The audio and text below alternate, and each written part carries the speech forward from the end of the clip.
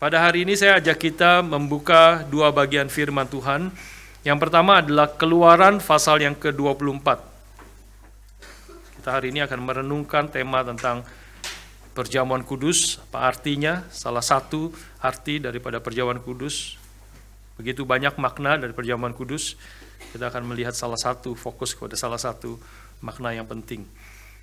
Kita melihat latar belakang tentang perjamuan kudus di dalam Keluaran pasal 24 ayat 1 sampai 8. Saya akan bacakan bagi saudara sekalian Keluaran pasal 24 ayat 1 sampai 8. Berfirmanlah ia Tuhan kepada Musa, naiklah menghadap Tuhan, engkau dan Harun, Nadab dan Abihu dan 70 orang dari para tua-tua Israel, dan sujudlah kamu menyembah dari jauh. Hanya Musa sendirilah yang mendekat kepada Tuhan, tapi mereka itu tidak boleh mendekat, dan bangsa itu tidak boleh naik bersama-sama dengan dia. Lalu datanglah Musa dan memberitahukan kepada bangsa itu segala firman Tuhan dan segala peraturan itu.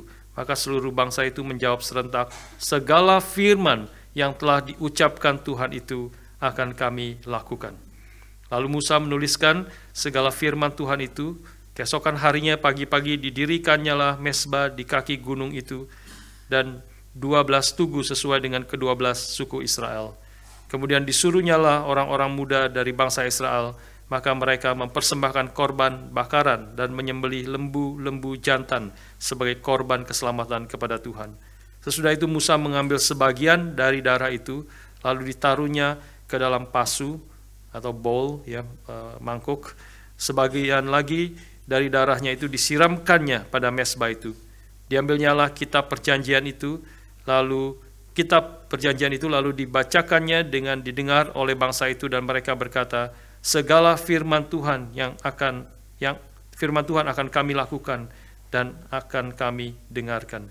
Kemudian Musa mengambil darah itu dan menyiramkannya pada bangsa itu serta berkata, inilah darah perjanjian yang diadakan Tuhan dengan kamu berdasarkan firman ini. Ya, kalimat terakhir khususnya, inilah darah perjanjian yang diadakan Tuhan dengan kamu berdasarkan segala firman ini. Nah, kita melihat sekarang bagaimana Tuhan Yesus dengan latar belakang salah satu itu yang kita baca, menyatakan atau memulai akan perjamuan kudus dalam Markus pasal yang ke-14. Markus pasal yang ke-14 ayat yang ke-22 sampai 25. Mari kita baca bersama-sama beberapa ayat ini. Markus 14 ayat 22 sampai 25. Dan ketika Yesus dan murid-muridnya sedang makan, Yesus mengambil roti, mengucap berkat, memecah-mecahkannya, lalu memberikannya kepada mereka dan berkata, ambillah, inilah tubuhku. Sesudah itu ia mengambil cawan, mengucap syukur, lalu memberikannya kepada mereka, dan mereka semuanya minum dari cawan itu. Dan ia berkata kepada mereka, inilah darahku, darah perjanjian yang ditumpahkan bagi banyak orang. Aku berkata kepadamu, sesungguhnya aku tidak akan minum lagi hasil pokok anggur sampai pada hari aku meminumnya, yaitu yang baru dalam kerajaan Allah. Mari kita berdoa sekali lagi, mohon pimpinan Tuhan. Firman-Mu sudah kami baca dan kami sekarang siap untuk mendengar dan merenungkannya. Mohon Roh-Mu yang kudus yang telah mewahyukan firman kepada para penulis Alkitab, Rasul dan Nabi, juga roh kebenaran itu boleh memimpin kami masuk ke dalam kelimpahan kebenaran firman-Mu. Firman yang hidup, firman yang menghidupkan kami. Tuhan tolong berkati dan pimpin setiap kami. Berilah firman-Mu, karena tanpa firman-Mu kami akan binasa. Tanpa firman-Mu kami akan tersesat. Kami memerlukan firman-Mu. Kami boleh hidup sesuai dengan kehendak-Mu, memuliakan nama-Mu, mengenal-Mu, dan menikmati Engkau selamanya. Terima kasih Bapa, berkati dan pimpin setiap kami pada pagi hari ini. Dalam nama Tuhan kami Yesus Kristus, kami bersyukur, kami berdoa. Amin. Saudara sekalian, kita bersyukur beberapa bulan ke depan Kita dari beberapa minggu yang lalu sudah mulai diumumkan bahwa berapa bulan ke depan akan ada cukup banyak saudara-saudara kita yang akan menikah. Ya. Yang sudah diumumkan 3 ya. Yang sudah diumumkan 3. Sudah tahu total sampai tahun depan itu ada berapa jemaat kita yang akan menikah, berapa pasang? Ya. Berapa? 10 ya? 12. Kebanyakan ya. 10 ya. Mungkin sudah banyak yang nggak tahu nih yang mana. Nanti nggak usah disebutkan satu persatu ya. Tidak semuanya di sini, ada sebagian di Indonesia diberkatinya. Tidak semua juga saya akan berkati, seperti tadi saudara David dan Felicia, itu Davidnya memang di sini jemaat kita karena itu diumumkan di sini. Tapi Felicia itu jemaat di pusat ya, jadi akan diberkati oleh pendeta Ivan di Geri Pusat. Tapi yang lain banyak juga di sini sebagian, dan sebagian juga saya akan memberkati di Indonesia. Kita sangat bersyukur ya, Tuhan sudah memimpin akan banyak saudara-saudara kita. Ini kita masa panen ya, sebenarnya tidak pernah dalam setahun ini kita ada 10 pasang begitu, tidak pernah terjadi di dalam sejarah kita ya. Saudara sekalian, saya mulai dengan itu karena saya mau membawa kita mengerti bahwa inti pernikahan Kristen itu tidak seperti banyak dunia orang pikir yang pernikahan itu sebagai satu kontrak, sebagai satu just a piece of paper, ya, satu surat saja.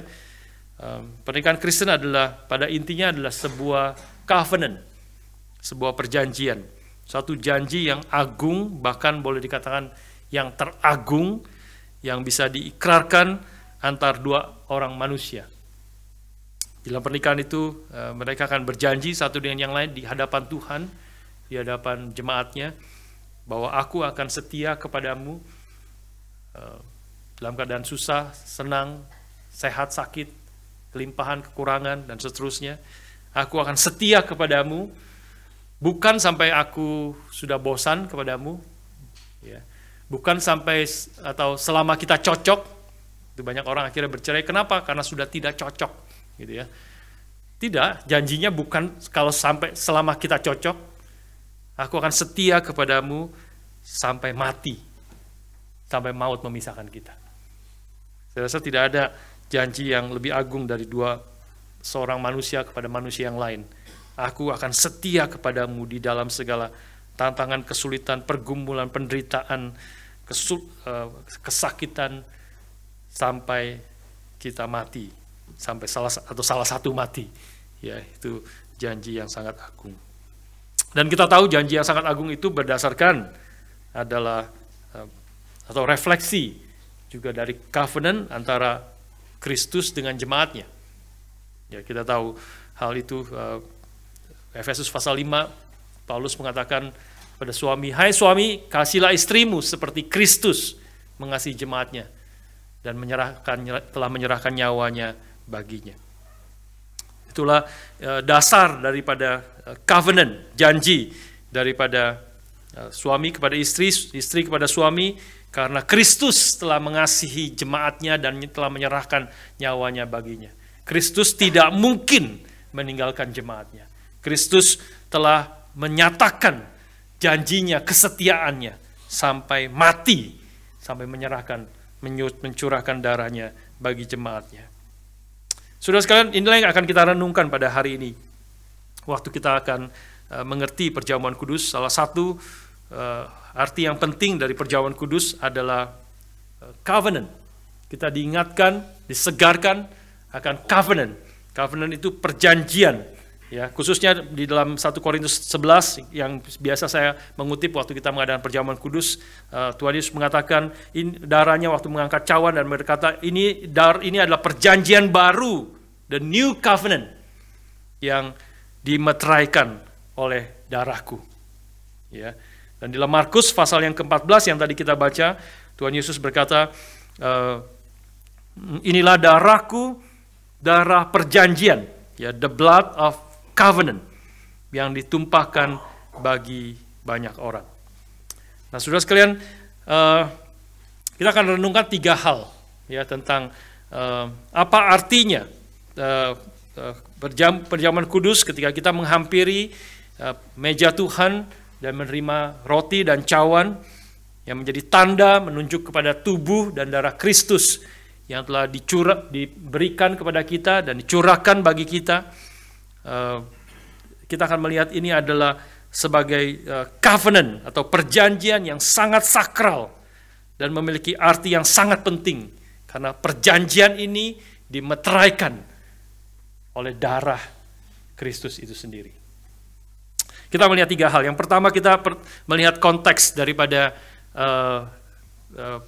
apa yang Kristus lakukan di sini. Ini kenapa kita lakukan perjamuan kudus, karena Kristus sendiri yang memerintahkan dan dia sendiri melakukan yang pertama kali the new covenant ini di dalam darahnya. Dan kita terlebih dahulu melihat konteksnya, apa yang dilakukan Kristus di sini pada waktu dia melakukan perjamuan atau perjamuan kudus yang pertama ini. Saudara sekalian, perjamuan kudus yang pertama dimulai oleh Kristus, dilakukan di dalam konteks perjamuan Paskah bangsa Israel. Ya, kalau saudara melihat Markus pasal 14 ayat yang ke-12, itu konteksnya sebelumnya bagaimana murid-muridnya berkata di situ, dicatat dalam ayat yang ke-12, pada hari pertama dari hari raya roti tidak beragi, itu perayaannya, pada waktu orang menyembelih domba Paskah, murid-murid Yesus berkata kepadanya, kemana engkau kehendaki kami pergi untuk mempersiapkan perjamuan Paskah bagimu. Nah, itu sedang mempersiapkan, Tuhan ini sedang melakukan perjamuan Paskah di sini dan kemudian memberi arti yang baru tentang perjamuan Paskah ini. Tapi konteks itu perlu sekali kita mengerti tentang perjamuan Paskah di dalam, berarti konteks perjanjian lama, ya, karena mereka sudah melakukan itu sebelumnya di dalam perjanjian lama, di dalam perjamuan Paskah yang setiap tahun mereka lakukan. Apa arti daripada perjamuan Paskah, khususnya di dalam perjanjian lama, yaitu untuk mengingat akan keselamatan yang Tuhan berikan kepada umat Israel, dan sekaligus di dalam keselamatan dan anugerah yang besar itu mereka mengingat murka Allah yang begitu besar, yang mengerikan ketika dia membunuh setiap anak sulung daripada bangsa Mesir sebagai tulah yang ke-10. Saudara mengingat ada tulah-tulah yang diberikan dari mulai air menjadi darah, karena Firaun, raja daripada Mesir itu mengkeraskan hatinya, tidak mau melepaskan umat Tuhan bangsa Israel. Ketika Musa datang, let my people go. Tuhan berkata, let my people go, biarkan mereka pergi dan beribadah kepadaku. Tetapi Firaun terus mengeraskan hatinya sampai Tuhan memberikan tulah pertama, tulah kedua, tulah ketiga, dan seterusnya sampai tulah ke-10 menjadi puncaknya. Dan Tuhan akan katakan, ini adalah tulah terakhir, di mana aku akan membunuh semua anak sulung di bangsa Mesir, dan tetapi termasuk bangsa Israel kalau mereka tidak mentaati apa yang Tuhan akan perintahkan bagi mereka, supaya mereka terlepas, mereka anak daripada mereka tidak dibunuh pada malam hari itu.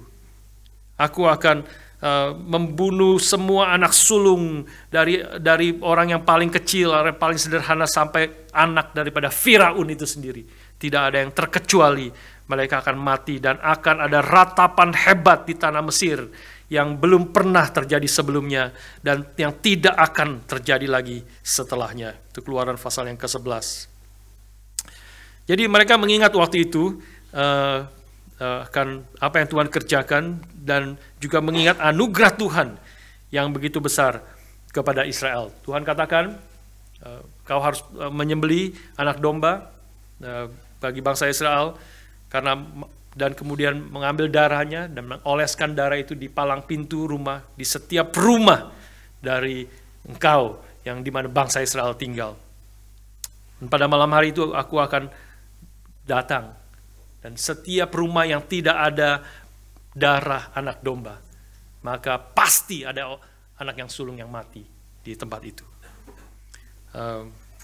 Dan setelah bagi engkau orang Israel, setelah engkau mengoleskan pintu dengan darah anak domba, maka engkau masak dagingnya, engkau memakan dagingnya dengan bitter herbs dan dengan roti tidak beragi, ya, roti tidak beragi. makan dengan ikat pinggang, dengan memakai kasut atau sandal, dengan tongkat di tangan. Kau makanlah itu. Itulah yang menjadi perjamuan Paskah yang pertama di dalam Perjanjian Lama. Dan kau makan untuk menunjukkan perkataan Tuhan pasti akan terjadi. Mereka bersiap-siap. Kalau saudara bayangkan hari ini adalah saudara makan makanan yang sudah dipersiapkan itu dengan pakai boot, pakai baju yang lengkap, pakai bawa ransel, begitu ya, sambil pegang ransel sambil makan. Kira-kira seperti itu. Maksudnya adalah kenapa ikat pinggang, kenapa pegang tongkat, kenapa pegang kasus sambil makan, dan kenapa rotinya tidak beragi, tidak ada waktu lagi untuk tunggu dia mengembang. Tidak ada waktu lagi. Sekarang makan di dalam keadaan seperti itu, karena malam ini juga akan teriakan, tangisan, semua orang anak sulung akan mati di setiap rumah, kecuali rumah di mana ada darah anak domba yang dioleskan di palang pintu, maka aku akan pass over. Nah, itulah namanya pass over. Aku akan melewati rumah itu, sehingga rumah itu tidak ada yang mati. Rumah itu tidak ada yang mati. Saudara sekalian, setiap tahun bangsa Israel merayakan Paskah ini, makan Paskah ini, untuk mengingat karya Tuhan yang dahsyat, anugerah Tuhan yang besar, yang membebaskan mereka dari perbudakan Mesir. Karena ada darah yang dioleskan di situ. Dan memang betul itulah yang terjadi, maka disitulah akhirnya Firaun mengatakan, pergilah engkau semua. Dan mereka pergi bersama-sama, jutaan orang Israel pergi dengan membawa segala macam yang sudah dipersiapkan. Mereka setiap tahun mengingat itu, mereka makan Paskah setahun sekali di dalam satu upacara yang seminggu, di dalam roti, hari raya roti tidak beragi itu. Mereka dan itulah yang menjadi konteks ketika Tuhan Yesus kemudian malam itu murid-muridnya mempersiapkan diri untuk makan Paskah bersama-sama. Tetapi pada malam hari itu Tuhan Yesus memberikan arti yang baru. Dia mengatakan, mengangkat roti, memecah-mecahkan rotinya dan berkata, ambillah, inilah tubuhku. Dan kemudian dia mengangkat cawan dan berkata, inilah darahku, darah perjanjian yang ditumpahkan bagi banyak orang. Saudara sekalian, Tuhan Yesus mengatakan di sini menjadi latar belakang yang penting bagi kita untuk mengerti bahwa Dia adalah anak domba Allah yang akan disembelih itu sebentar lagi. Dialah, kalau bangsa Israel itu dengan anak domba, dengan darahnya yang dioleskan, mereka dibebaskan dari perbudakan Mesir. Tetapi anak domba Allah yang akan mati, yang darahnya akan dicurahkan, yang tubuhnya akan diserahkan bagi kita, itu akan membebaskan umatnya, yang terdiri dari segala bangsa yang percaya kepada Kristus, bukan hanya bangsa Israel, bagi segala bangsa, di segala tempat, di muka bumi ini. Semua orang yang boleh mendengar Injil dan percaya kepada Kristus, Tuhan akan membebaskan mereka dari perbudakan dosa yang mencengkram semua umat manusia. Inilah yang menjadi latar belakangnya. Kenapa Tuhan melakukan itu? Sekarang diberi arti yang baru, karena memang seluruh domba yang disembelih pada waktu hari itu, dan kemudian yang setiap tahun kemudian dirayakan juga, mereka setiap tahun menyembelih domba, mengingat akan apa yang Tuhan kerjakan pada waktu membebaskan mereka dari perbudakan Mesir. Maka seluruh apa yang dikerjakan itu adalah bayang-bayang sebenarnya daripada Kristus, anak domba Allah yang mati, mencurahkan darahnya untuk menghapus dosa manusia, untuk membebaskan semua umat manusia yang beriman di dalam Kristus dari perbudakan dosa, dengan mengalahkan kematian, mengalahkan akan setan, kuasa setan, dan mengalahkan dosa yang mencengkeram hidup manusia. Saudara sekalian, inilah arti yang pertama, inilah konteks daripada Paskah atau perjamuan kudus yang Tuhan Yesus lakukan di sini. Latar belakangnya adalah Paskah dari Perjanjian Lama. Yang kedua, saudara sekalian, Arti yang kedua, kita melihat melanjutkan pemikiran itu, maka berdasarkan apa yang telah Tuhan lakukan di Mesir, maka Tuhan kemudian mengikat perjanjian dengan bangsa Israel di Gunung Sinai. Itulah bagian yang tadi kita baca, dengan Musa sebagai pengantaranya. Setelah Musa menerima akan 10 hukum dari Tuhan, dan Musa turun, dan dia memerintahkan bangsa Israel untuk menyembelih lembu jantan, dan kemudian darahnya dibawa sebagian yang tadi kita baca, dipercikan di tabut perjanjian, dan kemudian Musa di hadapan akan seluruh umat Israel membacakan 10 hukum dari Tuhan yang disebut sebagai kitab perjanjian, the book of the covenant. Nah, ini kita masuk ke dalam arti daripada covenant. Maka Musa mengambil darah lembu jantan itu, seperti yang tadi kita baca.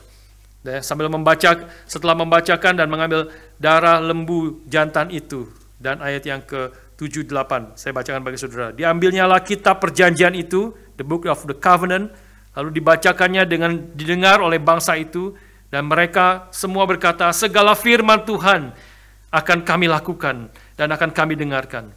Kemudian Musa mengambil darah itu dan menyiramkannya pada bangsa itu, serta berkata, this is the blood of the covenant that the Lord has made with you in accordance with all these words. Inilah darah perjanjian yang diadakan Tuhan dengan kamu berdasarkan segala firman ini. Sudah jadi mengerikan sebenarnya ya. Gambaran kalau sudah bayangkan mengerikan. Jemaat Tuhan di situ, Musa berdiri dan dia siramkan darah itu kepada mereka. Sambil membacakan akan 10 hukum Tuhan, perintah-perintah daripada Tuhan. Itulah isi daripada covenant antara Tuhan dengan umatnya. Dan mereka berkata, semua yang Tuhan nyatakan, Tuhan sudah katakan, segala firman yang Tuhan sudah berikan, kami akan taati, kami akan lakukan. Itulah janji, itulah covenant yang diberikan, yang dimeteraikan dengan darah domba atau darah lembu di dalam konteks pada waktu itu. Dan jadi ini adalah upacara yang sangat serius, dan Kristus sangat mengerti latar belakang itu ketika dia berkata, inilah darahku, darah perjanjian yang ditumpahkan bagi banyak orang. Sekarang bukan bagi Israel saja, tetapi bagi banyak orang. Saudara sekalian, apa yang mau dikatakan di dalam hal yang kedua ini, dalam pengertian perjamuan kudus sebagai satu covenant atau the renewal of the covenant, karena perjanjian mungkin sudah sebelumnya sudah dilakukan, sekarang the renewal of the covenant, bahwa kita adalah umat Allah, ya, yang inilah yang mau dikatakan, bahwa kita adalah umat Allah dan Kristus adalah Raja kita. Semua yang dikatakan oleh firman-Mu, semua yang Kau telah nyatakan dan beritakan kepada kami akan lakukan, kami akan taat, karena kami adalah umat-Mu, dan Kau adalah Raja kami, yang telah menebus kami, yang telah membebaskan kami. Sekarang Kristus yang telah bahkan membebaskan, melepaskan kita dari dosa dengan darahnya sendiri. Inilah yang kita di dalam covenant, ketika kita menghampiri meja Tuhan, inilah hal kedua yang kita perlu ingat, bahwa meskipun kita masih hidup di dalam dunia yang penuh dosa ini, bahwa kita juga masih ada kewarganegaraan di dalam dunia ini, tetapi kewarganegaraan kita yang sejati, yang akan selama-lamanya, yang paling inti daripada hidup kita adalah warga negara sorgawi.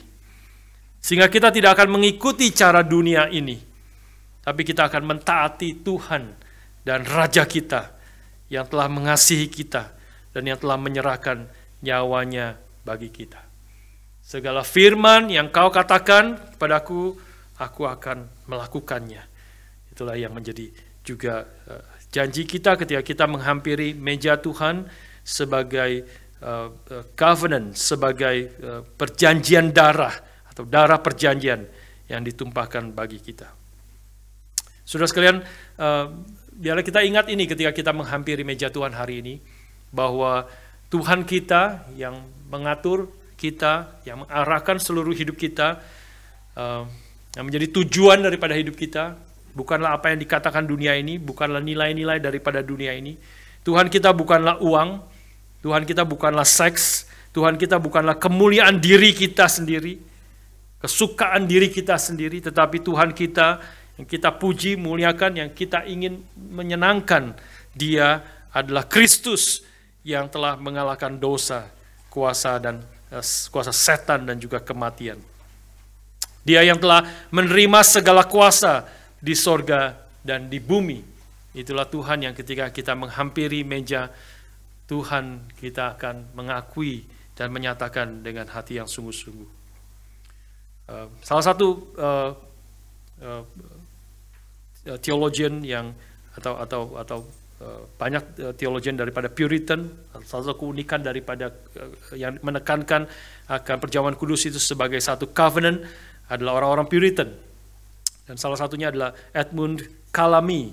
Ya, dia mengatakan demikian tentang hal ini. Every time we come to the Lord's table,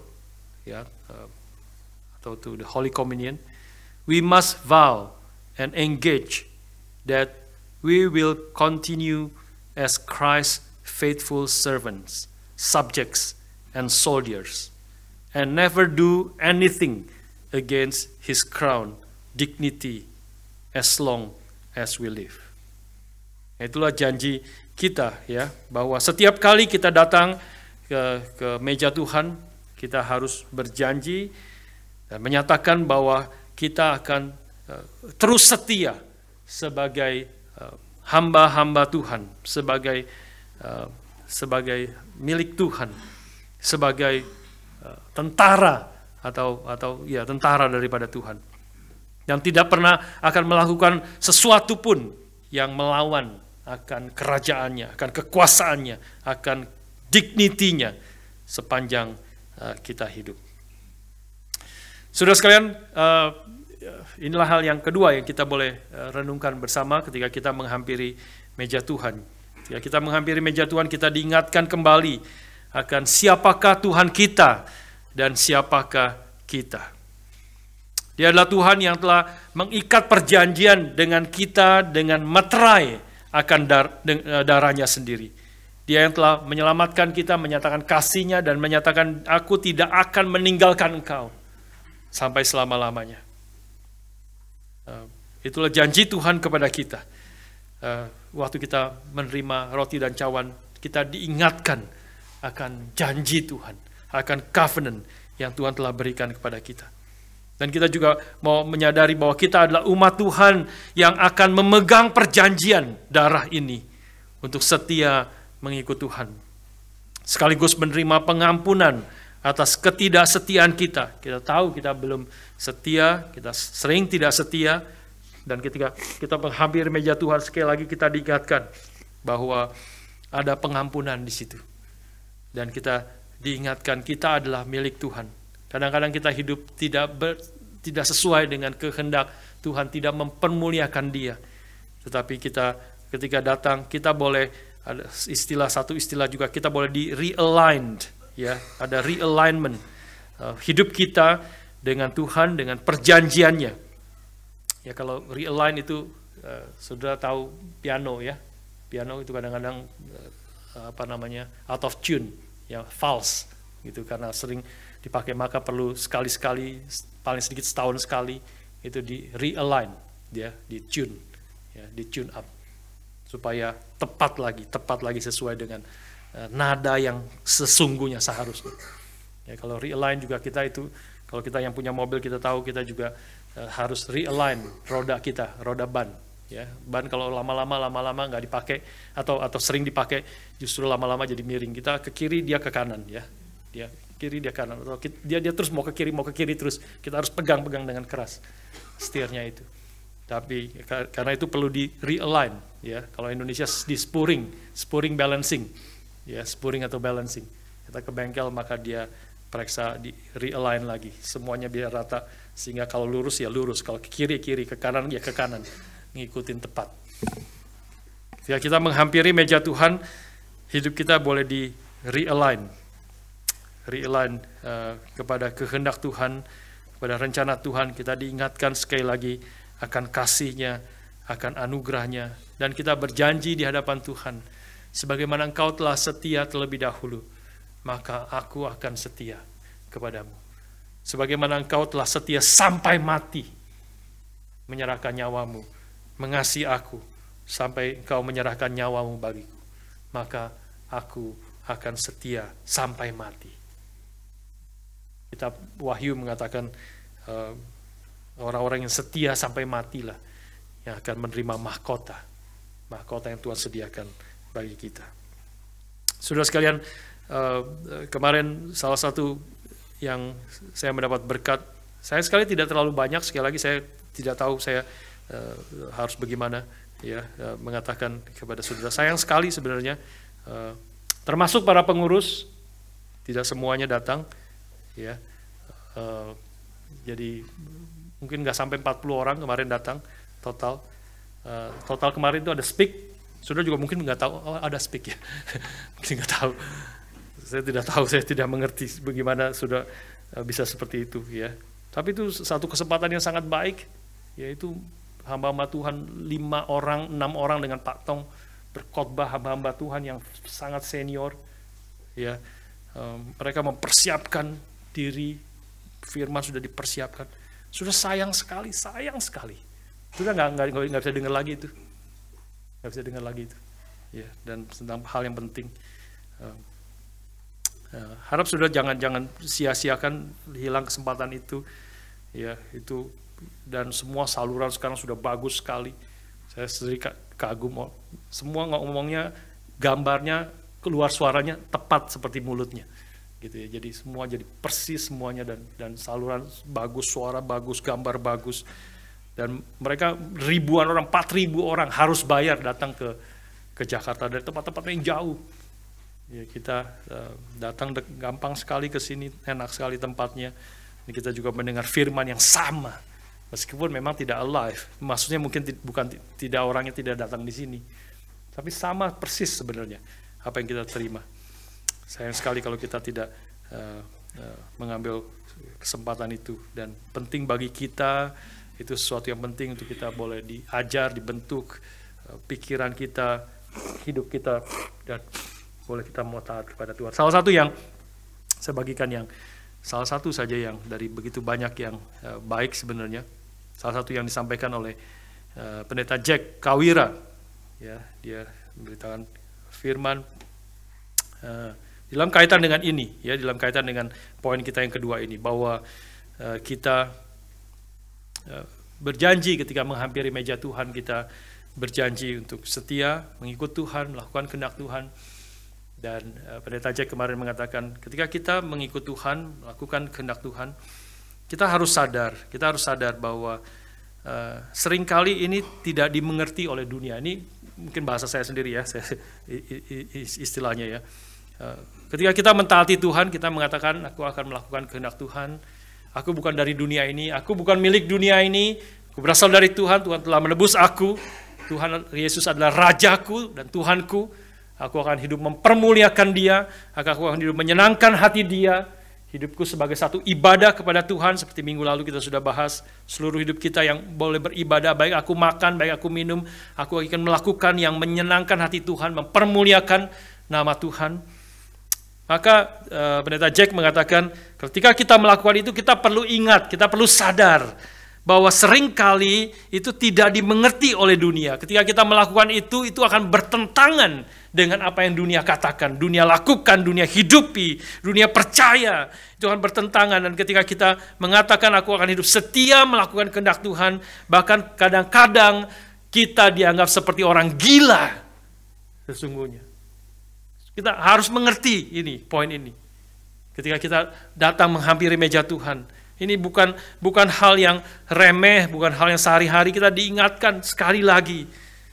Ketika kita milik Tuhan, bukan dari dunia ini. Tuhan Yesus sendiri mengatakan, karena engkau bukan berasal dari dunia ini, maka dunia pasti membenci engkau. Kalau engkau berasal dari dunia ini, dunia akan mengasihi engkau. Tapi kalau engkau bukan berasal dari dunia, dunia pasti membenci engkau seperti dunia telah membenci aku dan menyalibkan aku akhirnya. Kita harus sadar akan harga yang harus kita bayar di sini. Dan dia memberi contoh yang sangat indah, sesuatu yang kita sudah sering dengar sebenarnya, tetapi kita diingatkan sekali lagi, saya paling sedikit diingatkan sekali lagi bagaimana hal ini, bagaimana ketika salah satu contoh adalah ketika bangsa Israel diperintahkan untuk mengelilingi tembok Yeriko. Mengelilingi tembok Yeriko dengan membawa semua peralatan yang berat-berat, mengelilingi tembok Yeriko 1 kali, besok 1 kali lagi, besok 1 kali lagi. Sampai hari yang ke-7, 7 kali keliling. Itu 1 kali saya sudah setengah mati sebenarnya. Mereka 7 kali kemudian meniupkan trompet, meniupkan suaranya. Sampai seorang pendeta yang lain pernah mengatakan, kenapa harus 7 kali sampai 7 kali? Hari pertama, hari kedua, hari ketiga mungkin sekali sudah bingung. Muter, tidak melakukan apa-apa. Tidak melakukan apa-apa, orang dunia pasti mengatakan, dan kalau mereka sendiri tidak sadar ini adalah perintah Tuhan, mereka tahu ini perintah Tuhan. Tapi kalau mereka tidak tahu ini perintah, inilah yang Tuhan perintahkan secara spesifik, inilah yang kau harus lakukan. Kalau mereka tidak ada firman Tuhan yang berkata kepada mereka, mereka sendiri akan bingung. Ngapain kita seperti ini? Seperti orang nggak ada kerjaan. Nggak ada kerjaan. Orang dunia pasti akan lihat, ngapain dikeliling-keliling. Orang Yeriko sendiri ke kanan lihat, setiap hari lihat 1 keliling, besok keliling lagi, ini ngapain? Kayak orang gila. Kayak orang gila sampai hari yang ke-7, 7 kali sampai sudah tidak ada kekuatan lagi. Sampai sudah tidak ada kekuatan lagi. Dan mereka hanya meniup trompet. Kenapa? Tuhan yang perintahkan. Tidak mengerti, mungkin mereka sendiri tidak mengerti sepenuhnya. Tapi mereka taat kepada Tuhan. Ini perintah Tuhan. Mereka tahu ini perintah Tuhan. Mungkin tidak sepenuhnya mengerti. Ada hal-hal yang mengerti. Mereka tahu perintah Tuhan pasti adalah sesuatu yang sangat masuk akal. Meskipun tidak dimengerti sepenuhnya dengan akal kita. Perintah Tuhan pasti adalah benar. Perintah Tuhan adalah pasti untuk menyatakan kemuliaannya dan menyatakan kebaikan Tuhan bagi kita. Pasti, meskipun saat itu mungkin tidak mengerti sepenuhnya. Tapi mereka, satu-satu yang mereka pegang adalah karena Tuhan sudah berjanji. Karena Tuhan sudah mengatakan, maka aku taat. Semua yang kau katakan, aku akan taat. Kami akan taat. Dan itulah yang terjadi. Itulah yang terjadi. Tembok Yeriko runtuh, hancur. Dengan apa yang karena ketaatan mereka kepada Tuhan. Tuhan menyatakan akan kuasanya. Saudara sekalian, ketika kita menghampiri meja Tuhan hari ini, biarlah kita ingat itu sekali lagi. Bahwa ada hal-hal yang kita tidak mengerti.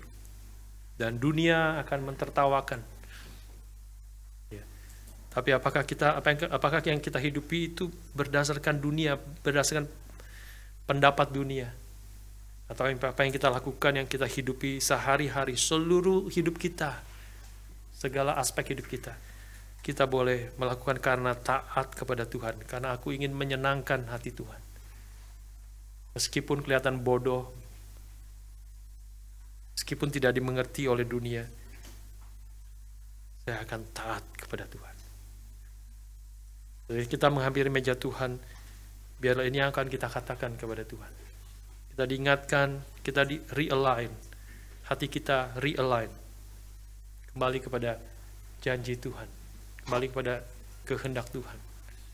Kita mau taat kepada Tuhan, melakukan kehendaknya. Hal yang ketiga, saudara sekalian, yang terakhir tentang covenant ini. Kita menghampiri meja Tuhan dengan kesadaran sebagai blood covenant, perjanjian, darah perjanjian ini. Maka kita akan diingatkan, kita akan didorong, dan kita akan dikuatkan untuk melakukan misi Tuhan bagi kita. Misi Tuhan bagi kita. 1 Korintus 11 ayat 26 yang biasa saya kutip, nanti saya akan kutip lagi waktu kita menerima perjamuan hari ini. Tuhan Yesus mengangkat, setelah dia memecahkan roti dan memberikan cawan, kemudian Paulus menuliskan di 1 Korintus 11 ayat 26. Karena setiap kali kamu makan roti ini dan minum cawan ini, kamu memberitakan kematian Tuhan sampai Dia datang kembali. Nah, itulah misi Tuhan. Maksudnya apa? Waktu kita makan roti, minum cawan, kita memberitakan kematian Tuhan sampai Dia datang kembali.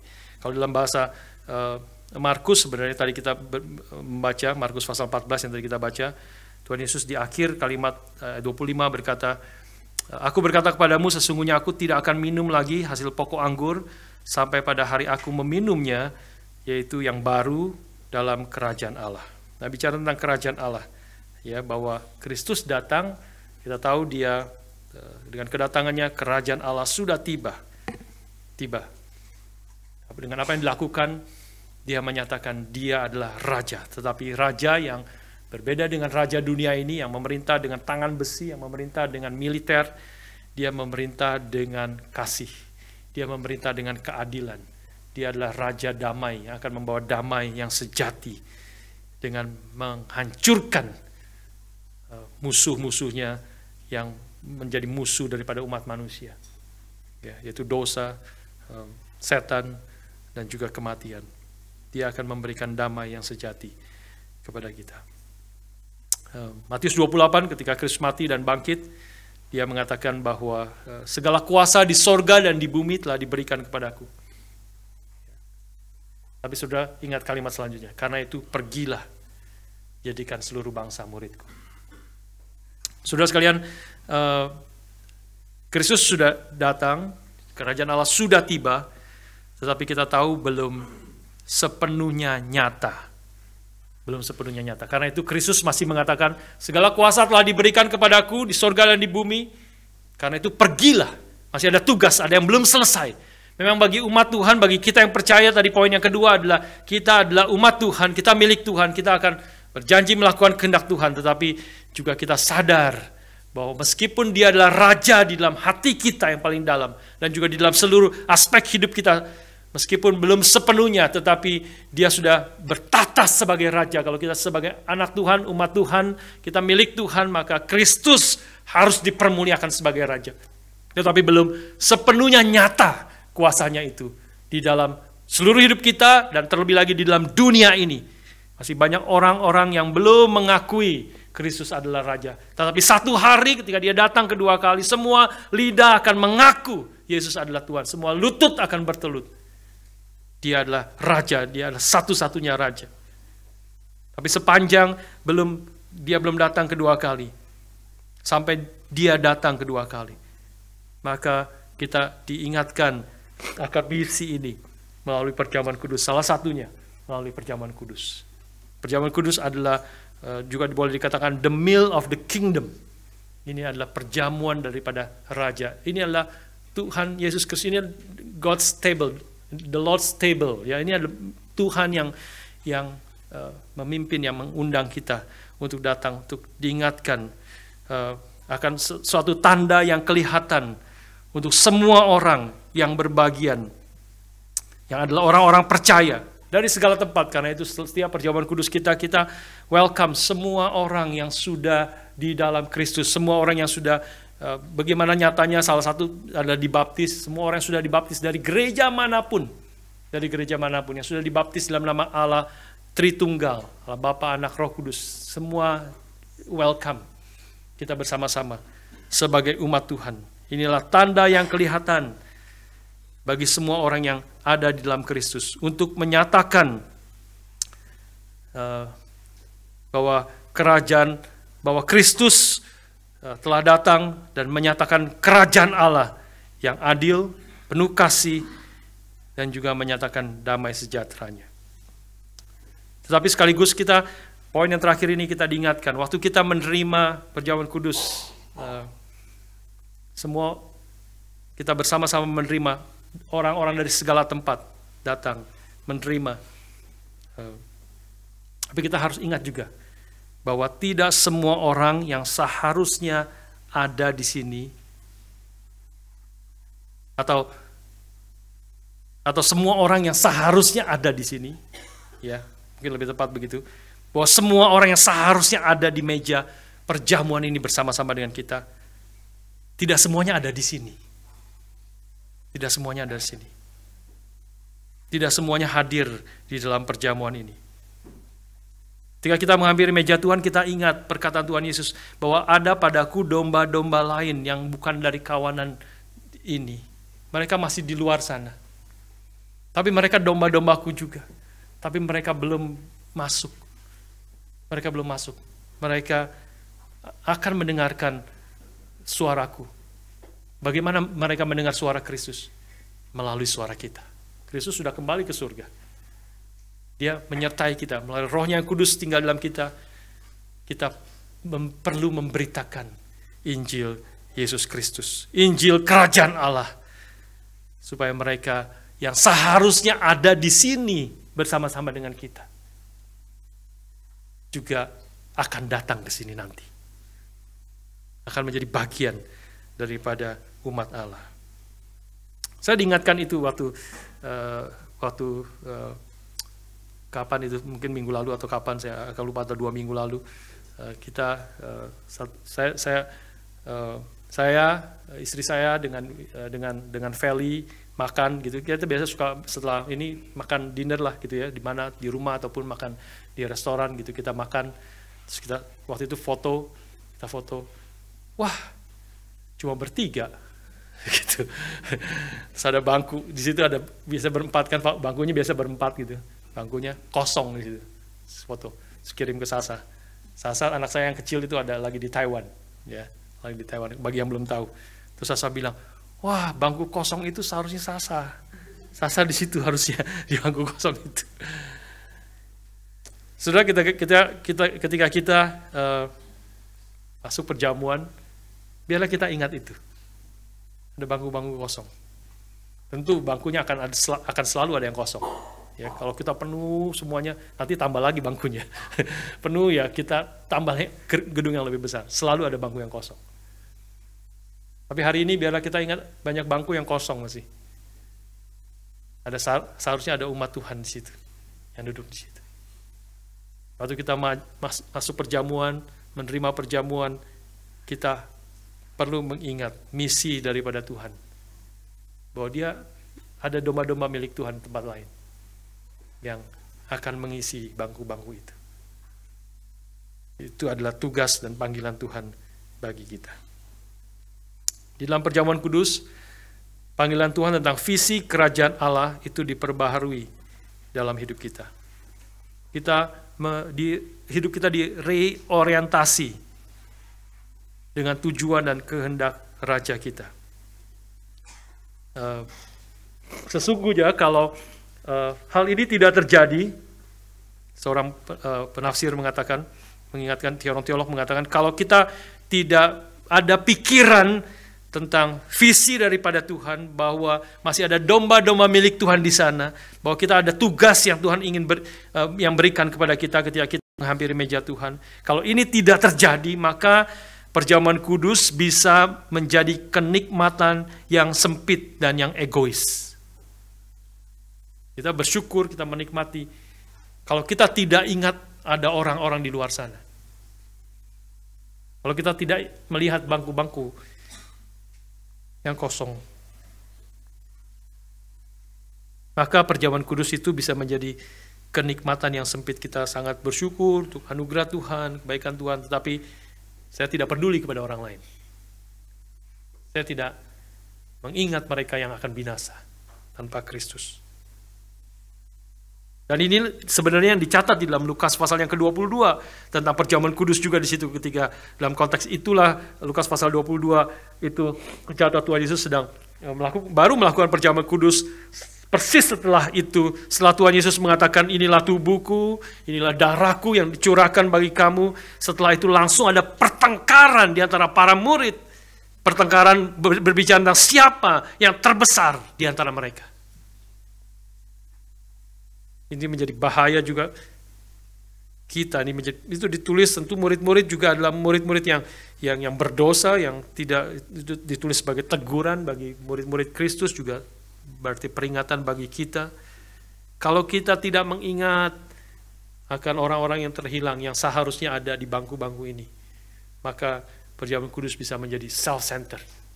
Bisa menjadi siapa yang terbesar di antara kita. Sebagai respon, Tuhan Yesus mengatakan, aku ada di tengah-tengah kamu sebagai pelayan. Siapa yang terbesar? Siapa yang terbesar dalam kerajaan Allah? Adalah mereka yang melayani. Adalah mereka yang merendahkan dirinya. Sungguh-sungguh merendahkan dirinya seperti Kristus merendahkan dirinya. Ketika semua murid tidak ada yang mau mencuci kaki, dia yang mengikat pinggangnya dengan kain. Dan Tuhan Yesus, guru, kau katakan aku gurumu, kau katakan aku Tuanmu, memang benar aku guru dan Tuanmu. Tapi aku sekarang ada di tengah-tengah kamu sebagai orang yang melayani dan mencuci kaki murid-muridnya. Saudara sekalian, itulah panggilan Tuhan bagi kita. Perjamuan Kudus mengingatkan, mendorong kita untuk melayani orang-orang, mulai dari orang-orang di sekitar kita.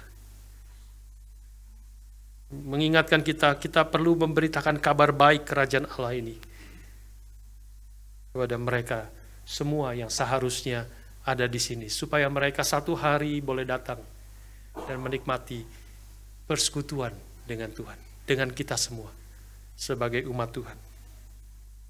Dalam konteks ini kita diingatkan ada Natal yang kita akan lakukan sebentar lagi, tanggal 17 November, 2 minggu lagi kita akan adakan Natal. Natal sekali lagi mungkin sama persis, kalau Natal tidak ada kebaktian Natal, kita selalu menjadi kesempatan untuk memberitakan Injil. Kita sering sekali menyebutnya sebagai KKR Natal, kesempatan kebaktian Natal untuk memberitakan Injil. Kalau kita hanya memikirkan diri kita sendiri, kenikmatan, persekutuan di antara kita, kita tentu perlu dikuatkan, kita perlu disegarkan, kita perlu di realign.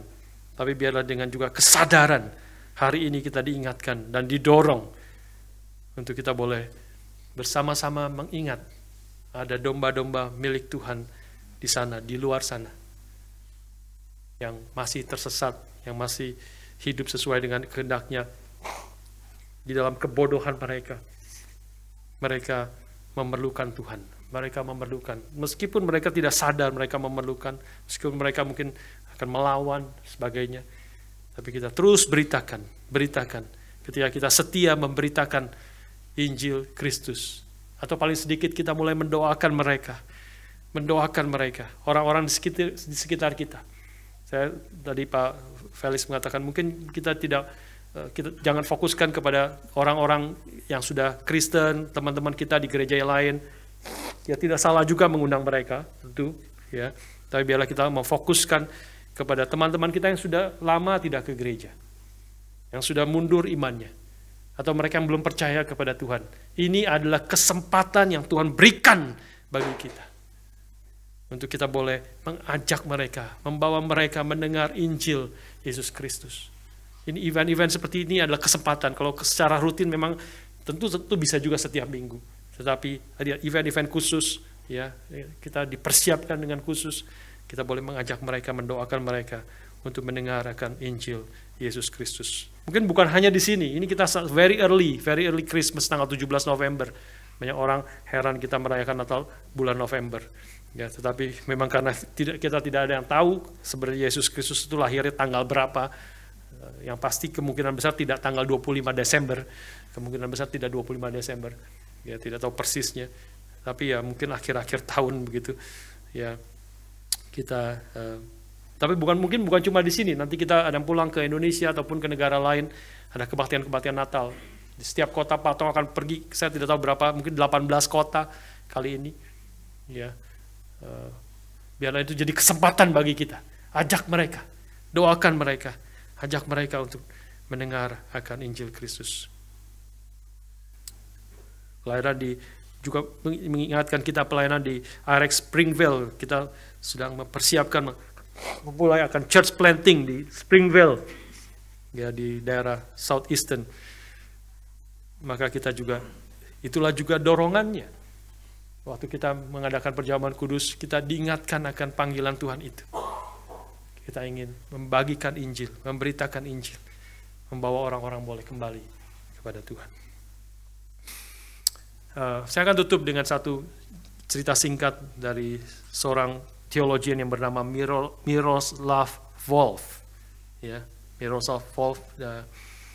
Dia mencerita pengalaman dia pada waktu kecil. Ayahnya itu pendeta, kalau tidak salah ayahnya pendeta. Dan setiap kali itu sebulan sekali mereka ada perjamuan kudus di gereja mereka.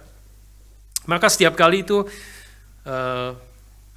ada seorang yang selalu ikut ke keluarga si Volf kecil ini dengan ayahnya, keluarga ayahnya itu selalu ikut dari gereja itu pulang ke rumahnya dan kemudian makan malam bersama dengan keluarganya ini.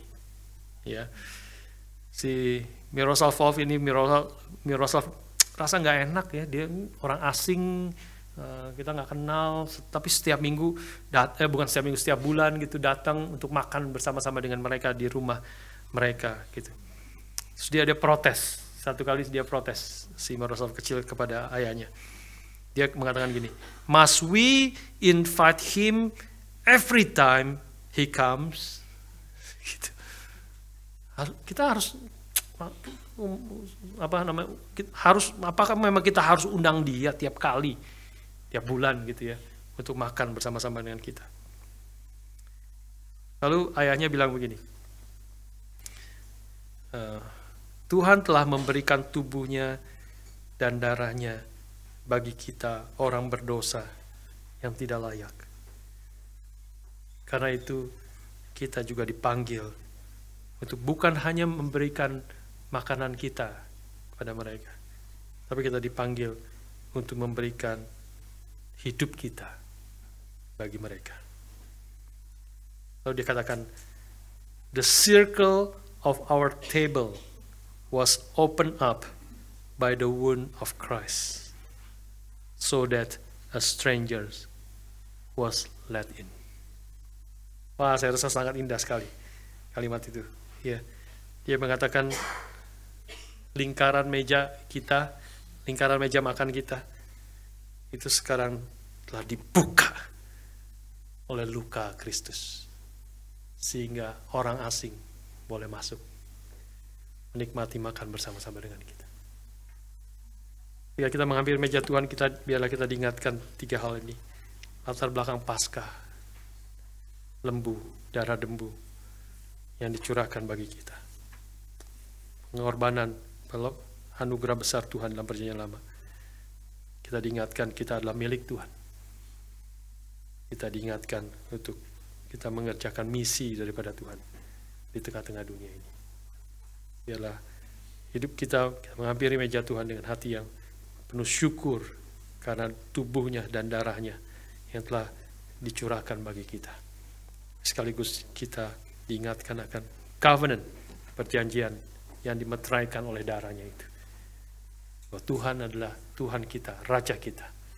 Bahwa kita adalah umatnya. Kita mau taat, melakukan kehendak-Nya. Karena Dia telah terlebih dahulu melayani kita. Kita mau mengasihi orang-orang sekeliling kita, karena Dia terlebih dahulu telah mengasihi kita. Mari kita persiapkan hati kita untuk masuk ke dalam perjamuan pada hari ini.